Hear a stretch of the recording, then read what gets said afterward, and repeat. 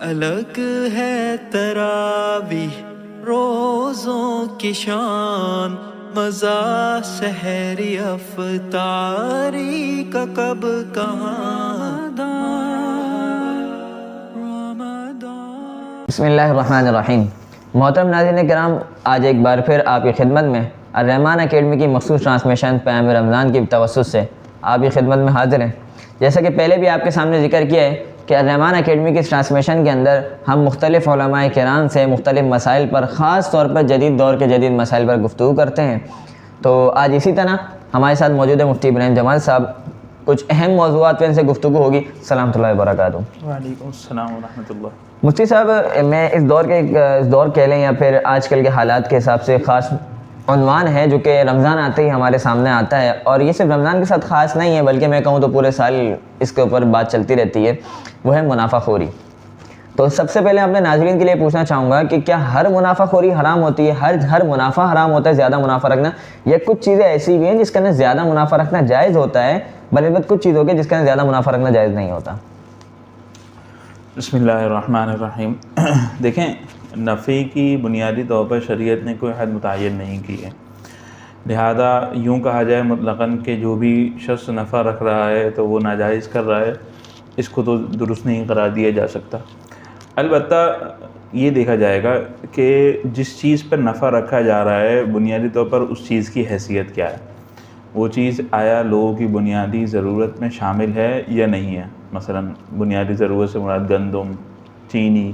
چاول، مطلب ایسی بنیادی چیزیں جو لوگ اپنی غذا کے اندر روزمرہ کی ضروریات میں استعمال کرتے ہیں، کہ اگر بالفرض ان کی شارٹیج ہو جائے یا ان میں کوئی کمی بیشی ہو جائے تو اس کی وجہ سے غذائی قلت کا خدشہ پیدا ہو جاتا ہے۔ تو بنیادی ضرورت جس کو ہم کہہ سکتے ہیں، تو اگر تو وہ چیز اس میں سے ہے تو اس میں تو شریعت، اس میں بھی اگرچہ نفع کی حد متعین نہیں کی، البتہ شریعت نے وہاں پہ ایک تو ذخیرہ اندوزی کو منع کیا جبکہ لوگوں کو ضرورت ہو۔ یہ بات شاید میں ہے کہ ذخیرہ اندوزی بھی جب منع کی جب لوگوں کو ضرورت ہو۔ اگر مثال ہے کہ بہت غلہ موجود ہے، اناج موجود ہے، ایسے میں کوئی اگر ذخیرہ کر لیتا ہے اور اس کے ذخیرہ کرنے کی وجہ سے اس شہر والوں کو یا آس پاس والوں کو کوئی تکلیف نہیں ہے، کوئی محتاجگی نہیں ہے، کوئی پریشانی کا سامنا نہیں کرنا پڑ رہا، تو کوئی حرج کی بات نہیں ہے۔ اور وہاں اسی طرح ان چیزوں میں ہی کہا جائے گا کہ بھئی اتنا زیادہ نفع رکھنا جس سے لوگوں کو تکلیف ہو، کہ مثلا ایک چیز جو ہے وہ 100 روپے کلو میں بک سکتی ہے تو اس پہ 150 روپے کلو میں بیچنا اس کو، یا 200 روپے کلو بیچنا، خصوصاً جب کہ مثال کے طور پر اس چیز کی جو ہے وہ قلت ہے۔ مثال آٹا ہے، گندم ہے، قلت ہے، کم آ رہا ہے پیچھے سے، اب جس کے پاس آ رہا ہے جو بیچنے والا ہے، ایک دو بندے بیچنے والے ہیں، اب اس کی قیمت 100 روپے ہونی چاہیے، وہ دیکھتے ہیں اس بات کو کہ چونکہ ہم دو بندوں کے پاس ہے، کسی اور کے پاس نہیں ہے، وہ اس کی قیمت 150 کر دیتے ہیں، 200 کر دیتے ہیں۔ تو اس کو کہا جائے گا کہ یہ ناجائز منافع خوری، کہ یہ جو ہے وہ لوگوں کی ضرورت سے فائدہ اٹھا رہے ہیں، لوگوں کی مجبوری سے فائدہ اٹھا رہے ہیں۔ لیکن اگر ایسا نہیں ہے، لوگوں کی مجبوری سے فائدہ اٹھانا نہیں ہے، مثلا وہ بہت کثرت سے پیچھے سے آ رہی ہے، کئی لوگوں کے پاس موجود ہے، کوئی 100 روپے کلو بیچ رہا ہے، کوئی 150 بیچ رہا ہے، تو لازمی سی بات ہے کہ 150 والا اس کی تو ویسی نہیں بکنی ہے، لیکن پھر بھی بیچ رہا ہے تو ٹھیک ہے، بیچتا رہے، وہ اس کی مرضی ہے۔ اچھا، اگر چیز ایسی ہو کہ جو لوگوں کی بنیادی ضرورت میں شامل نہ ہو، تعیشات میں سے ہو، اس کو ہم کہتے ہیں، یعنی کہ جن سے لذت اٹھائی جائے، جن سے جو ہے وہ عیش و عشرت کا سامان کیا جائے، یا جو بنیادی ضروریات میں نہیں آتی، تو اس کے اندر اگر کوئی شخص جو ہے وہ زیادہ منافع رکھ رہا ہے تو اس میں کوئی حرج کی بات نہیں ہے، اس میں زیادہ منافع رکھا جا سکتا ہے۔ اچھا صاحب، بعض جگہ پہ ایسا ہوتا ہے جیسے ایک محلہ ہے، ادھر ایک ہی دکان ہے، اب اس دکاندار کو پتہ ہے یار یہ محلے والے میرے علاوہ کہیں اور جا نہیں سکتے بیچارے، اب وہ ان کی مجبوری کو دیکھتے ہوئے پیسے زیادہ رکھ لیتا ہے، یا پھر اسے یہ بات پتہ ہے کہ یار یہ کوئی چیز میرے پاس آئی، مثال کے طور پر میرے پاس آتی ہے اور مجھے پتہ ہے کہ پیچھے سے نہیں آئے، اب مزید نہیں آئے گی، اور میں اس کو دیکھتے ہوئے پھر اس کو روک لیتا ہوں اور پھر اس کے بعد زیادہ منافع رکھتا ہوں، کیا جائز ہوگا؟ دیکھیں، ایک یہ ہے کہ میں نے جسے کہا کہ مثال کے طور پر ایک دکاندار ہے محلے میں، اس کو پتہ ہے کہ یہاں پہ صرف لوگ مجھ سے ہی لینے آئیں گے، تو اگر وہ ان چیزوں میں جو لوگوں کی ضروریات میں سے ہیں، آٹا ہے، چینی ہے، یا ابھی موجودہ دور کے اعتبار سے اور بھی بہت ساری چیزیں ضروریات میں آ جاتی ہیں، کوئی بچوں کا سامان ہے، یا پھر جو ہے وہ میڈیکل کی کوئی چیزیں ہیں، میڈیسن وغیرہ ہیں. بالکل میں آپ سے ہم یہ بات پوچھنا چاہتے ہیں کہ دوائیاں بھی ضروریات زندگی میں داخل ہیں؟ میڈیسن اگر ضروریات میں سے ہے، مطلب ان کی ضرورت ہے لوگوں کو، تو اس کو بھی اسی میں شامل کیا جائے گا بنیادی ضروریات میں سے. تو لازمی سے اگر وہاں وہ اس بنیاد پر کہ چونکہ لوگوں نے کہیں اور جا نہیں سکتے، آنا میرے پاس ہی ہے، چاہے میں کتنی بھی مہنگی بیچوں، تو گویا لوگوں کی مجبوری سے فائدہ اٹھانا ہو گیا، تو یہ اس کے لیے ناجائز ہوگا، اس کے لیے کراہت کا سبب ہوگا. البتہ اگر ایسا نہیں ہے کہ وہ ان چیزوں میں زیادتی نہیں کر رہا، یا ویسے ہی کسی اور چیز میں، یعنی جسے میں نے کہا کہ جو بنیادی ضروریات میں سے نہیں آتی، یا ایک شخص ہے، ایک ہی بندہ اس کا ڈیلر ہے، مثال باہر کی کچھ امپورٹڈ چیزیں آتی ہیں ہمارے یہاں، اب اگر وہ بعض اوقات آنی بند ہو جاتی ہیں، ایک ہی بندہ اس کو منگانے والا، اور وہ ایسی بنیادی ضرورت میں سے نہیں ہے، لوگ اس کو چھوڑنا چاہیں تو چھوڑ سکتے ہیں، نہ کھائیں، تو اس میں کوئی حرج کی بات نہیں. اگر وہ وہاں پہ وہ چیز مہنگی ہوتی ہے تو اس کو ہم یوں نہیں کہیں گے کہ یہ ناجائز منافع خوری کر رہا ہے، یا اس کو ہم احتکار جو شریعت نے منع کیا ہے، ذخیرہ اندوزی اور لوگوں کی مجبوری سے فائدہ اٹھانا، اس کے تحت نہیں آئے گا. اگرچہ بہتر وہاں بھی زیادہ یہ نہیں ہے کہ وہ بہت زیادہ اس کو اوپر لے جا رہے. اچھا صاحب، کچھ چیزیں ایسی ہوتی ہیں جو ہمارے رسوم و رواج میں ہوتی ہیں، ضرورت نہیں ہوتی لیکن رسوم و رواج میں ہوتی ہیں. اس وجہ سے شادی کا سیزن آیا، کوئی چیز ایسی ہے جو شادی کے رسم و رواج میں ہوتی ہے، تو شادی کا سیزن آتی ہے وہ مہنگی ہو جاتی ہے. جیسے رمضان آیا، اب فروٹ کھانا لازمی تو نہیں کہ افطاری میں ہر بندہ فروٹ ہی کھائے، فروٹ کے بغیر افطاری نہیں ہو پائے گی، شریعت نے منع کیا. اگر افطاری کے ساتھ فروٹ نہیں ہوگا تو آپ کی افطاری پورا روزہ صحیح نہیں ہوگا. تو یہ جو کچھ چیزیں ایسی ہیں جو ہمارے رسوم و رواج کے اندر آ گئی ہیں، اور پھر اگر ان چیزوں پہ کوئی بندہ منافع رکھتا ہے تو کیا صورت ہوگی؟ دیکھیں، بعض اوقات ایسا ہوتا ہے کہ کوئی چیز بنیادی ضرورت میں سے تو نہیں ہے، لیکن عرف عام کے اندر، رواج کے اندر اس چیز کی ضرورت ہوتی ہے، یا اس چیز کی اہمیت ہوتی ہے. کہ جیسے اگر آپ نے مثال دی پھل فروٹ کی، تو یہ کسی حد تک بنیادی ضروریات میں سے بھی آتا ہے، لیکن اتنا بھی نہیں ہے کہ اس کے بغیر زندہ نہ رہا جا سکے. تو اس لیے یہاں پر بھی لوگوں کی مجبوری سے فائدہ اٹھانا، یا اس بنیاد پر فائدہ اٹھانا کہ اب چونکہ اس کی کھپت زیادہ ہوگی لوگ رمضان کے اندر، تو یہ تو ویسے بھی سوچ غلط ہوگی نا. اس سوچ کی ہمیں جو ہے نا وہ حوصلہ شکنی کرنی چاہیے کہ اس بنیاد پر کہ آگے لوگ، خصوصاً ہمارا جو مذہبی تہوار ہو یا مذہبی جو معاملات ہو، اس کے اندر پھر کسی چیز کی ضرورت ہو اور ہم وہاں اس کو زبردستی اوپر لے کے جائیں، تو اس کی حوصلہ شکنی کرنی چاہیے. لیکن بہرحال وہاں پہ اس کو ہم یہ نہیں کہیں گے کہ یہ اس کراہت کے تحت آئے گا جو شریعت نے منع کی ہے، کیونکہ بہرحال اس کے بغیر زندہ رہا جا سکتا ہے، اپنی ضروریات پوری کی جا سکتی ہے. صاحب اسی طرح سے جیسے کہ عید کا سیزن آتا ہے، میں اس پہ بات نہیں کر رہا کہ خاص طور پر کھانے پینے کی ضروریات ہوں، اب اس سے ہٹ کے تھوڑا سا جو تعیشات کی چیزیں عید کے اوپر عام طور پر ہماری زیادہ ضروریات ہوتی ہیں، وہ تعیشات پر ہوتی ہیں، جو کہ کاسمیٹکس کے آئٹم ہو گئے، یا اس طرح کے جو آپ کے جنرل آئٹم ہو گئے جس کے اندر فیس واش وغیرہ جس طرح کی چیزیں ہوتی ہیں. اگر ان چیزوں کے بندہ ریٹ بڑھائے اس وجہ سے کہ عید کا سیزن آ رہا ہے، تو دیکھیں تو پھر اگر مناسب ریٹ بڑھا رہا ہے، تھوڑے بہت ریٹ اوپر نیچے کر رہا ہے، تو یہ تو دیکھیں بھائی کاروبار کا حصہ ہے، اس میں تو ہم ان کو منع نہیں کر سکتے. اس لیے کہ اگر ہم ان کو یہ کہیں گے کہ جی ہم ہر ایک کو یہ بات کریں گے کہ نہیں جی آپ نے بیچنا ہی ابھی ہے، تو ان کا ایک عذر یہ ہوتا ہے کہ جی ابھی یہ بک رہا ہے، اس کے بعد تو اگلے 2 مہینے تک ہمارا کام ہی نہیں ہوگا، 1 مہینے تک ہمارا کاروبار بالکل جو کیا ہے سسروی کا شکار ہوگا، تو ہم مجبور ہیں، ہم نے کمانا بھی ہے. تو لازمی سی بات ہے اس میں تو یہ چیزیں تو ویسے بھی ایسی تھیں، یہ بنیادی کہ ہم اس کو پابند کریں. البتہ نفع بہرحال پھر بھی اتنا زیادہ نفع نہ ہو کہ جس کو کہا جائے کہ وہ مثال کے طور پر کوئی 100 روپے والی چیز ہے اس کو 1000 روپے میں لے جائے. ہاں 100 روپے والی چیزیں نارمل 150 میں بکتی ہے، ایک مثال ہے، وہ 200 تک کر دیتا ہے، تو اس میں یہ نہیں کہا جائے گا کہ یہ ناجائز منافع خوری ہے. سر کچھ چیزیں ایسی ہیں جو خاص طور پر میڈیکل فیلڈ کے اندر کچھ چیزیں ایسی ہوتی ہیں، ٹیسٹ کے جو ہے نا اتنی زیادہ وہ نہیں ہوتی، پیسے نہیں ہوتے، یعنی کہ اتنی زیادہ کاسٹ نہیں آتی، لیکن پھر بھی اس پہ بہت زیادہ چارج کرنا، یا میڈیسن بہت سستی آتی ہے لیکن کسی وقت میں اس کو بہت زیادہ مہنگا بیچنا، تو یہ بھی منافع خوری کے اندر ہے. لیکن اگر لوگوں کو اس میڈیسن کی ضرورت ہے، مثال کے طور پر کوئی ایک عام وبا پھیل گئے کسی چیز کی اور اس میڈیسن کی لوگوں کو ضرورت ہے، پھر اس بنیاد پر اس میڈیسن کو مہنگا کرنا کہ ابھی تو چونکہ کھپت زیادہ ہے، پیچھے سے اتنی زیادہ آ نہیں رہی ہے، تو یہ تو پھر لازمی سی بات ہے لوگوں کی مجبوری سے فائدہ اٹھانا ہے. بالکل ویسے جو کورونا کے اندر ہمارا ماسک کی صورت حال ہوئی تھی. لیکن اگر ایسا نہیں ہے، عام حالات ہیں، تو اس میں کوئی حرج بھی نہیں ہے. اس میں ایک عام حالات ہے، لوگوں کو اتنی زیادہ میڈیسن کی، اس میڈیسن کی اس وقت ایسا ضرورت نہیں ہے کہ ہر ایک کو ضرورت ہے، اور ایک عام سی صورت حال ہے. آگے ویسے ہی جو ہے وہ معیشت کے اعتبار سے اس کے ریٹ اوپر نیچے ہو رہے ہیں، پتہ ہے کہ اس کے ریٹ اوپر چلے جائیں گے، تو اس میں کوئی تھوڑا سا ذخیرہ کر لینا، اس میں کوئی حرج کی بات نہیں ہے، اس میں کوئی شریعت منع نہیں کرتی ہے. اچھا مجھے صاحب اسی طرح کا ایک موضوع جو کہ خاص طور پر آتا ہے کہ اگر حکومت کسی چیز کا نفع متعین کر دے صرف اس وجہ سے کیونکہ اب بازار کا جو ہے نا وہ نہیں سنبھل پا رہا, ہر بندہ زیادہ منافع رکھ کے بیچ رہا ہے, اور اگر حکومت اس چیز پر نفع متعین کر دے کہ اب دکاندار اس پہ اتنا ہی نفع رکھے گا, اس سے نفع نہیں رکھ سکتا, تو اس کا کیا حکم ہے؟ دیکھیں بنیادی طور پر جو ہے نا ہمارے یہاں شریعت نے اس کو متعین نہیں کیا نفع کو نا, اور اس کی وجہ یہی ہے کہ اس سے جو ہے نا وہ لوگوں میں آپس میں جو ہے نا وہ بڑھتا ہے, کمپٹیشن بڑھتا ہے, اس سے فائدہ کسٹمر کا بھی ہوتا ہے. تو اس کے اندر ایک بڑا فائدہ ہے کہ اگر آپ ریٹ متعین نہ کیے جائیں تو اس سے ہوگا یہ کہ ایک بندہ 10 روپے سستا بھی بیچے گا, دوسرا مہنگا بھی بیچے گا, اس سے کہیں کسی نہ کسی کو کچھ نہ کچھ فائدہ ملے گا کسٹمر کو نا, عام خریدار کو. تو اس لیے شریعت نے تو متعین نہیں کیا. البتہ اگر کہیں حکومت مصلحتاً کسی چیز کے ریٹ کو متعین کرنے کو سمجھے کہ ہاں اس چیز کا ریٹ متعین کر دیا جائے, تو اس میں کوئی حرج کی بات نہیں ہے. اس میں عام خریدار کی سہولت کا خیال رکھنا چاہیے, اور ایسا نہ ہو کہ کسی جو ہے وہ 2-4 بندوں کے کہنے پر جو ہے وہ 2-4 بندوں کے کہنے پر کسی چیز کا ریٹ متعین کر دیا جائے, جبکہ اس سے کم میں وہ چیز بیچی جا سکتی ہے. اگر اس کو اوپر رکھا جاتا پھر بھی 2-4 بندوں کی وجہ سے جو ہے وہ اوپر کے ریٹ متعین کر دیے جائے, تو اس سے بچنا چاہیے, اور یہ بھی مناسب نہیں ہے. وہ مصلحتاً اگر عام خریدار کی رعایت پہ,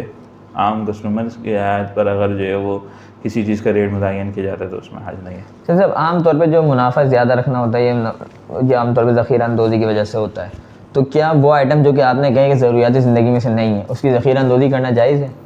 جی, اس میں کوئی حرج کی بات نہیں ہے. اگر کسی چیز کے جو میں نے کہا کہ بعض اوقات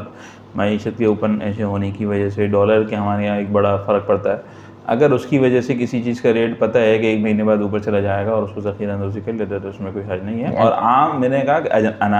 اجناس وغیرہ کی ذخیرہ اندوزی بھی شریعت جب منع کرتی ہے جبکہ جو ہے وہ لوگوں کو ضرورت ہو. اگر ضرورت نہیں ہے, مثال ہے پیچھے سے بہت زیادہ اناج آ رہا ہے اور 10 بندے مثال ہے اگر اناج لے کے آنے والے 9 لے کے آ رہے ہیں, ایک بندہ ذخیرہ اندوزی کر لیتا ہے تو اس سے کوئی فرق نہیں پڑتا, شہر والوں کو آس پاس والوں کو اس سے کوئی فرق نہیں پڑتا, تو اس میں کوئی گناہ اس میں بھی نہیں ہے. بنیادی طور پر جو ہے نا اس میں نفع کے اندر یہ ذہن میں رہے کہ ایسی بندہ خود اس کو دیکھ لے نا, اس میں کوئی قاعدہ کلیہ نہیں بیان کیا جا سکتا. بنیادی طور پر یہ دیکھ لے کہ ایسی صورت نہ ہو کہ جس سے لوگوں کی مجبوری سے فائدہ اٹھانا ہو. اگر لوگوں کی مجبوری سے فائدہ اٹھا کر کے کسی چیز کی لوگوں کو ضرورت ہے, چاہے وہ بنیادی اجناس میں سے ہے یا کوئی اور صورت پیدا ہو جاتی ہے کبھی کبھار, تو بنیادی چیز نہیں ہوتی لیکن لوگوں کو ضرورت پیدا ہو جاتی, تو لوگوں کی ضرورت سے فائدہ اٹھانا کہ ابھی لوگوں کو ضرورت ہے اس لیے میں ریٹ اوپر کر دوں, تو یہ جو ہے نا وہ شرعی اخلاقی اعتبار سے جو ہے نا وہ ایک گری ہوئی سوچ ہوگی اور نامناسب عمل ہوگا. البتہ اگر لوگوں کو ضرورت نہیں ہے اور ایک عام حالات ہیں تو اس میں پھر کوئی حرج کی بات نہیں ہوگی. مجھے یہاں پر میں یہ بھی پوچھنا چاہوں گا کہ اب کسی چیز کے اوپر منافع خوری ہو رہی ہے اور آپ کی ضرورت میں بھی نہیں ہے, تو اس حوالے سے عوام الناس کے لیے کیا لائے عمل ہے, کیا طریقہ کار ہے کہ اس کو اس ریٹ کو واپسی اپنی مارکیٹ کی اپنی اصل صورتحال پہ لے کے آ جائیں؟ دیکھیں اگر ہمارے یہاں جو ہے نا ریٹ اوپر جب جاتا ہے جب خواہ مخواہ کی مصنوعی قلت پیدا کی جائے کسی بھی چیز کی نا, بنیادی طور پر ریٹ اسی وقت اوپر جاتا ہے کسی بھی مارکیٹ میں کسی بھی چیز کا ریٹ, مصنوعی قلت جب پیدا کی جائے. مصنوعی قلت پیدا ہونے کا مطلب یہ ہوتا ہے کہ آگے سے مال کی ڈیمانڈ زیادہ ہے کسی وقت میں اور پیچھے والے مال روک دیں تاکہ ریٹ اوپر چلا جائے, یا پیچھے سے آنا کم ہو جائے تو اسی وقت ریٹ اوپر جاتا ہے. اگر پیچھے سے مال واقعی مقدار میں آ رہا ہو آگے بھی بک رہا ہو تو عموماً ریٹ زیادہ اوپر نہیں جاتا. تو ایسے وقت میں بنیادی اصول یہی ہے کہ ٹھیک ہے مسئلہ صرف فرق آ رہا ہے کہ جو سپلائی ہے وہ ڈیمانڈ کے مطابق نہیں ہو رہی, تو آگے والے اس کو کم کر دیں سپلائی کو, خریدار اس سے رک جائے, ڈیمانڈ کو کم کر دیں, خود بخود سپلائی اپنے پاس آ جائے گی, دونوں برابر ایکول آ جائیں گے تو لازمی بات ہے ریٹ خود بخود نیچے آ جائے گا. جب یہ فرق آتا ہے جب پیچھے سے جو ہے نا وہ مال بہت آ رہا ہو آگے ڈیمانڈ کم ہو تو ریٹ نیچے آ جاتا ہے. کسی ہر مارکیٹ کا اصول یہی ہے. تو جب اس ڈیمانڈ اور سپلائی کے فرق کو مٹا دیں گے تو کام آسان ہے. جزاک اللہ خیر مفتی صاحب, بہت قیمتی باتیں ہوئیں, بہت بہت شکریہ. ناظرین کرام آپ کا بھی اس وقت تک ہمارے ساتھ جڑے رہیں, مزید ہمارے ساتھ رہیے. تھوڑی سی وقفے کے ساتھ دوبارہ آپ کی خدمت میں حاضر ہوں گے ایک اور نئے سیگمنٹ کے ساتھ. السلام علیکم وبرکاتہ. الگ ہے تراویح روزوں کی شان, مزہ سحری افطاری کا کب کہاں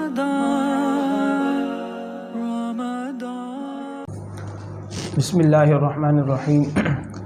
ناظرین کرام، میں ہوں عدین الہی، آپ دیکھ رہے ہیں الرحمان اکیڈمی کی خصوصی رمضان ٹرانسمیشن پیام رمضان۔ یہ جو ہمارا سیگمنٹ ہے اس کا نام ہے آپ کے مسائل کا حل۔ اس میں ہم ماہر مفتیان کرام سے مختلف روزمرہ کے پیش آنے والے مسائل کے متعلق سوالات کرتے ہیں اور شریعت کی روشنی میں رہنمائی حاصل کرتے ہیں۔ تو آج ہمارے جو مہمان ہیں وہ ہیں مفتی حارث محمود صاحب۔ ہم آج ان سے کچھ سوالات کریں گے۔ السلام علیکم ورحمۃ اللہ۔ وعلیکم السلام ورحمۃ اللہ وبرکاتہ۔ مفتی صاحب، پہلا سوال میرا یہ ہے کہ کوئی عورت نامحرم مردوں کی آڈیو یا ویڈیو بیانات سن سکتی ہے؟ نحمدہ ونصلی ونسلم علی رسولہ الکریم، اما بعد۔ دیکھیں، جہاں تک خواتین کا مردوں کو دیکھنا ہے تو اس کا مدار فتنے کے اوپر ہے۔ جیسے عام طور پر خواتین سبزی لیتی ہیں، دکان پہ جاتی ہیں، تو مردوں کو ظاہر سی بات ہے دیکھنا پڑتا ہے،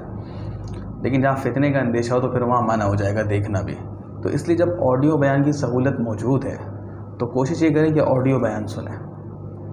اور جہاں تک ممکن ہو ویڈیو بیان سے بچنا چاہیے، کیونکہ یہ پتہ نہیں چلتا انسان جو ہے خدا نخواستہ کب فتنے میں جو ہے مبتلا ہو جائے۔ اگلا سوال یہ ہے کہ آئیبرو کرانے کی شرعی حدیث کیا ہے؟ کوئی بھوے بنواتا ہے تو یہ جائز ہے یا ناجائز ہے؟ دیکھیں، اگر اس کی بھویں عام انسانوں کی طرح نارمل ہیں تو پھر تو بنوانے کی اجازت نہیں۔ حدیث شریف میں ایسی خواتین پر لعنت آئی ہے۔ البتہ بعض خواتین کی یا بعض مردوں کی بھی بہت زیادہ ہوتی ہیں جو عام طور پر نارمل تو اس سے کافی بڑی ہوئی ہوتی ہیں، تو وہ اتنا کروا لیں کہ عام لوگوں کی طرح ہو جائیں، ٹھیک ہے، اس کی گنجائش ہے۔ اگلا سوال یہ ہے کہ آج کل روزے کے متعلق یہ پوچھا جاتا ہے کہ بعض لوگ ایسے ہوتے ہیں جو رمضان کے بیچ سے سفر کرتے ہیں کسی دوسرے ملک میں، تو بعض کے 28 روزے ہو جاتے ہیں اگر گنتی کے حساب سے شماری کیا جائے، بعض کے 31، تو اس میں کیا کرنا چاہیے؟ یہ اچھا سوال ہے۔ اس کی مثال میں آپ کو دوں کہ ایک شخص جو ہے نا، اس نے، جیسے ہم ابھی سعودیہ سے ایک روزہ پیچھے چل رہے ہیں، تو کسی نے پاکستان میں روزے شروع کیے تھے، بیچ کے اندر وہ عمرے پہ چلے جاتے اور وہاں 29 کا چاند ہو گیا، تو سعودی والے کو تو 29 ہوں گے لیکن اس کے 28 ہوں گے کیونکہ اس نے ایک دن لیٹ شروع کیا۔ تو اب مسئلہ یہ ہے کہ اگر عید پہ وہاں ہے تو عید تو ان کے مطابق کر لیں، لیکن چونکہ اسلامی مہینہ تو کم سے کم 29 دن کا ہوتا ہے، تو بعد میں ایک روزے کی قضا اس کے ذمہ واجب ہوگی۔ یہ ہو گیا۔ یہ بھی ممکن ہے کسی کے 31 روزے ہو جائیں۔ اس کی مثال یہ بنے گی کہ مثال میں پاکستان کا رہائشی ہے اور وہ رمضان سے پہلے عمرہ کرنے چلا گیا تھا، اب اس نے وہاں شروع کیے، اب مثال کو ہمارا تو 11واں روزہ، اس کا 12واں ہوگا، اب یہ 20 رمضان میں یہاں آ گیا اور 30 کا چاند ہوتا ہے پورا، تو ہمارا تو 30واں روزہ ہوگا اور اس کا 31۔ تو اس میں دیکھیں احتیاط والا قول یہی ہے کہ مفتی شفیع صاحب رحمۃ اللہ علیہ، مفتی تقی عثمانی صاحب کے جو والد ہیں اور حضرت کا بھی یہ فتویٰ ہے کہ بھائی 31واں روزہ بھی واجب فرض کے درجے میں وہ رکھے، اور اس کی دلیل یہ قرآن کریم نے فرمایا کہ فمن شہید منکم الشہر فلیصم، جو تم میں سے رمضان کا مہینہ پاتا ہے تو اس کے ذمہ لازم ہے کہ وہ روزہ رکھ رہے، اگر جو اس کے 30 روزے تو ہو گئے، لیکن جب یہ یہاں پر آیا تو رمضان کا مہینہ تو اس نے پا لیا، رمضان کا مہینہ چل رہا ہے، تو وہ 31واں روزہ بھی رکھنا اس کے لیے ضروری ہوگا۔ اگلا سوال یہ ہے کہ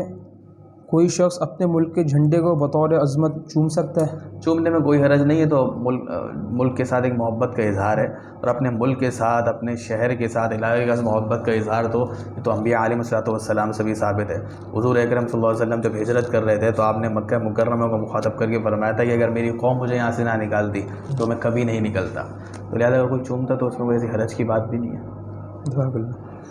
اگلا سوال یہ ہے کہ کوئی شخص کسی کی غیبت کرے، اس کے بعد اس کو ندامت ہو گئی، تو وہ اس شخص سے جا کے معافی مانگے، اس کو بتایا کہ میں نے غیبت کی تھی، یا ایسی اللہ تعالیٰ سے معافی مانگ سکتے؟ یہ اچھا سوال کیا ہے۔ دیکھیں، جب آپ نے کسی کی غیبت کر لی اور اس تک ابھی پہنچی نہیں ہے یہ بات کہ بھائی فلاں شخص نے آپ نے غیبت کی ہے، تو آپ اس کو جا کے بولیں گے میں نے آپ کی غیبت کی تھی، معاف کر دیں، تو اس میں تو مزید اس کی دل آزاری ہے۔ تو اس لیے علماء نے مسئلہ لکھا ہے کہ بھائی اب آپ توبہ استغفار کریں، اور اس کے حق میں بھی توبہ استغفار کریں جس کی غیبت کی ہے، اس کے لیے دعائیں کریں، تو انشاءاللہ اللہ تعالیٰ سے امید ہے کہ یہ گناہ معاف ہو جائے گا۔ اگلا سوال یہ ہے کہ نامحرم کو سلام کرنے کا حکم کیا؟ کوئی شخص اپنے نامحرم کو سلام کرتا ہے اور اسی طریقے سے اس کو جواب دینے کا کیا حکم ہے؟ دیکھیں، جو خواتین محرم ہیں، بہنیں ہیں، پھوپھی ہیں، خالہ ہیں، ان کو تو آپ سلام کر سکتے ہیں، ان سے مصافحہ بھی کر سکتے ہیں۔ جو غیر محرم خواتین ہیں، تو اگر جیسے مثال آپ کی مومانی ہیں، مثال دے رہا ہوں آپ کی چچی ہیں، اگر وہ بڑی عمر کی ہیں اور ان کو دیکھ کر ابھی کوئی غلط خیال نہیں ہے، تو عمر بڑی ہو چکی ہے، تو ان کو آپ سلام زبان سے کر سکتے ہیں، اور اگر وہ سلام کیا انہیں تو جواب بھی دے سکتے ہیں کہ اتنی آواز سے کہ ان تک پہنچ جائیں۔ لیکن جو جوان خواتین ہیں، غیر محرم ہیں، یا تو چاہے آپ کے رشتہ دار ہوں یا اجنبی ہوں، تو ان کو سلام نہیں کرنا چاہیے، اور اگر وہ جواب دے دیں تو جو ہے وہ آہستہ دل میں جواب دے دے یا آہستہ سے جواب دے دے، ان کو نہ پہنچیں، کیونکہ فتنے کا اندیشہ ہے۔ البتہ علماء نے لکھا کہ بعض صورتیں ایسی جہاں فتنے کا اندیشہ نہ ہو، مثال کے طور پر اس کی مثال کیوں سمجھے، کسی کا فون آئی ہے، صحیح، اب وہ انہوں نے آپ کو سلام کر دیا فون پر، تو اتنا فتنے کا اندیشہ نہیں ہے، وہ بات چیت آگے کرنا بھی چاہ رہی ہے نا، آپ سے کوئی مسئلہ پوچھنا چاہ رہی ہیں، سلام کر دیا مفتی صاحب السلام علیکم، یا ویسے کوئی بات کرنا چاہ رہی ہیں اور سلام بھی کر دیا ہے، تو چونکہ آپ بات کرنا مقصود ہے، فتنے کا اندیشہ نہیں ہے، تو پھر آپ وعلیکم السلام بھی کہتے ہیں فون کے اوپر۔ صحیح۔ اچھا، ایک مسئلہ یہ ہے کہ جو کپڑوں کے موزے جو ہوتے ہیں وہ پہنا ہوا ہے کوئی شخص، تو اس میں وہی موزوں والے جو مسے کے جو احکام ہوتے ہیں وہ جاری ہو سکتے ہیں؟ دیکھیں اصل جو ہے نا، احادیث سے بات معلوم ہوتی کہ جو موضوع پر مسے کا مسئلہ ہے نا، وہ خفین کا لفظ ہے، یعنی کہ پورے موزے چمڑے کے ہوں، چمڑے، یا کم سے کم اس کے نیچے جو ہے وہ چمڑا لگا ہوا ہو۔ اب مسئلہ یہ ہے کہ سوتی موزے ہیں، اونی موزے ہیں، تو ان پر مسح کرنا جب جائز ہے جب اس میں 3 شرائط پائی جائیں۔ نمبر 1، وہ اتنے موٹے ہوں کہ اگر اس میں پانی ڈالے تو پانی نیچے سے چھنے نہیں۔ دوسرا یہ کہ وہ اپنی موٹائی کی بنیاد پر خود بخود جو ہے وہ پنڈلی سے چپک جائیں۔ اور تیسرا یہ ہے کہ بغیر کسی جوتے کے ان موزوں کو پہن کے آپ 3 میل تک چل بھی سکتے ہو۔ عام طور پر ہمارے یہاں جو کاٹن کے یا اونی وغیرہ کے موزے ملتے ہیں اس میں شرائط نہیں پائی جاتی، لہذا اس میں موزہ مسح کرنے کی اجازت نہیں ہے۔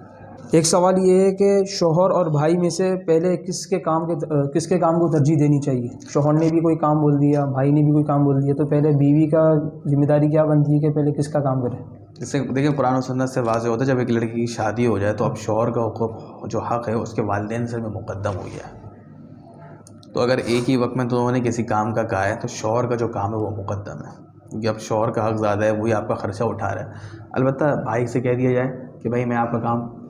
فارغ وقت میں کر دوں گی یا بعد میں کر دوں گی، لیکن شوہر کا حق جو ہے وہ مقدم ہے۔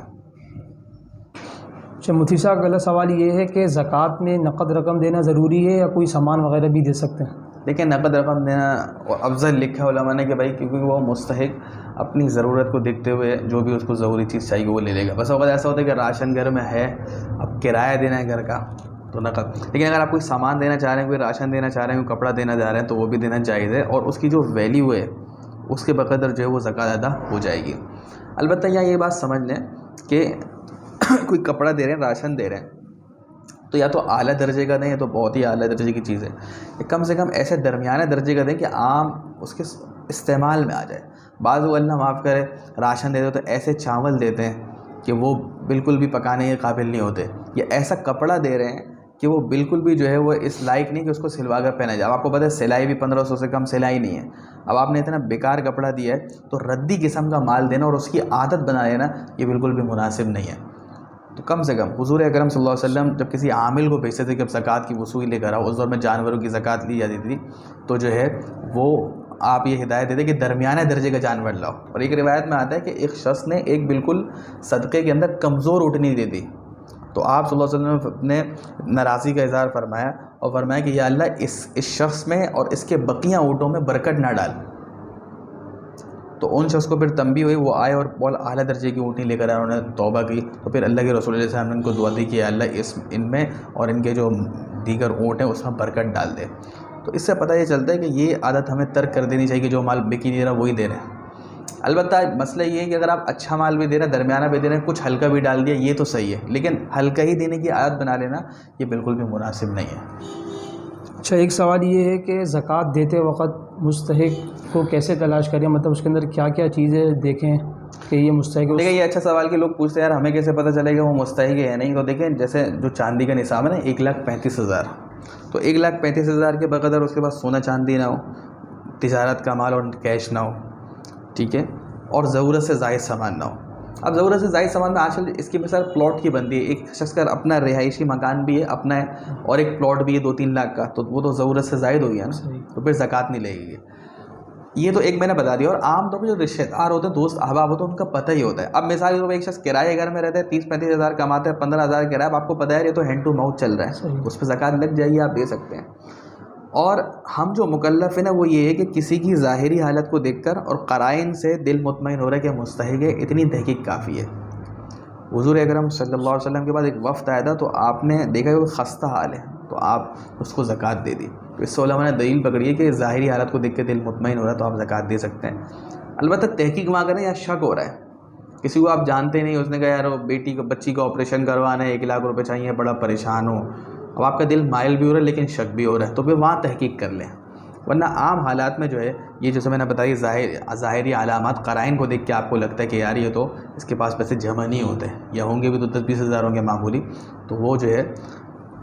مستحق زکوٰۃ ہو, اس کو جو ہے زکوٰۃ لگ جائے گی. اچھا, ایک سوال یہ ہے کہ روزے میں کوئی شخص ہے تو کتنی الٹی سے اس کا روزہ ٹوٹ جاتا ہے؟ دیکھیں ایک صورت تو الٹی کی یہ ہوتی ہے کہ آپ نے سحری مثال کے طور پہ زیادہ کر لی اور ایک دم سے خود ہی الٹی ہو گئی, چاہے وہ منہ بھر کے کیوں نہ, اس سے روزہ نہیں ٹوٹے گا. الٹی سے روزہ جب ٹوٹے تو آپ قصدن کریں, آپ کی متلی ہو رہی ہے, آپ کی طبیعت خراب ہو رہی ہے, آپ چاہتے طبیعت ہلکی ہو جائے, آپ قصدن الٹی کر رہے ہیں, تو قصدن جب الٹی کری اور وہ منہ بھر کے ہوئی تو اس صورت میں روزہ ٹوٹے گا. وہ بھی اگر منہ بھر کے نہیں ہوئی تو روزہ نہیں ٹوٹے گا. اچھا, ایک صورت اس میں یہ پیش آتی ہے, آپ نے زیادہ کھا لی اور آپ ایک ڈکار آ جاتی ہے, ڈکار سے تو کچھ نہیں ہوتا, لیکن کچھ کھانے کے ذرات منہ میں آ گئے تو دیکھیں وہ تھوک دینے چاہیے. لیکن اگر وہ ذرات کچھ آ کے الٹی کے خود ہی چلے گئے اندر تو اس سے روزہ نہیں ٹوٹے گا. لیکن اگر الٹی کے کچھ ذرات کافی منہ میں آئے اور آپ خود اندر لے گئے اور وہ چنے کی مقدار سے زیادہ تھے تو خود قصدن اندر لے گئے, باہر آنے کے بعد تو پھر روزہ ٹوٹ جائے گا. اس میں احتیاط ضروری ہے. ایک سوال یہ ہے کہ کوئی شخص اعتکاف میں بیٹھا ہوا ہے, اس کا وضو ہے, تو وہ نفلی وضو کرنے کے لیے حدود سے باہر جا سکتا ہے مسجد کی؟ نہیں, نفلی وضو کے لیے جو ہے معتکف کو مسجد کی حدود سے باہر نکلنے کی اجازت نہیں. اگر مسجد کے اندر کوئی ایسا انتظام ہے تو اس میں تو آپ کر سکتے ہیں, بعض مساجد میں ہوتا ہے, لیکن عام طور پر جو وضو خانہ ہے وہ تو مسجد کی حدود سے باہر ہوتا ہے, تو اس میں جو ہے نفلی وضو کے لیے نہیں جا سکتے. بہت بہت جزاک اللہ مفتی صاحب نے ٹائم دیا ہمیں. اسی طریقے سے ہم ناظرین کا بھی بہت بہت شکریہ ادا کرتے ہیں کہ آپ ہمارے ساتھ جڑے رہے. اسی سلسلے کو ہم آگے بڑھاتے ہوئے اگلے ایپیسوڈ میں انشاءاللہ تعالی آپ کے ساتھ ملاقات کریں گے. ہمارے ساتھ جڑے رہیے. السلام علیکم ورحمۃ اللہ وبرکاتہ. الگ ہے تراویح روزوں کی شان, مزہ سحری افطاری کا کب کہاں.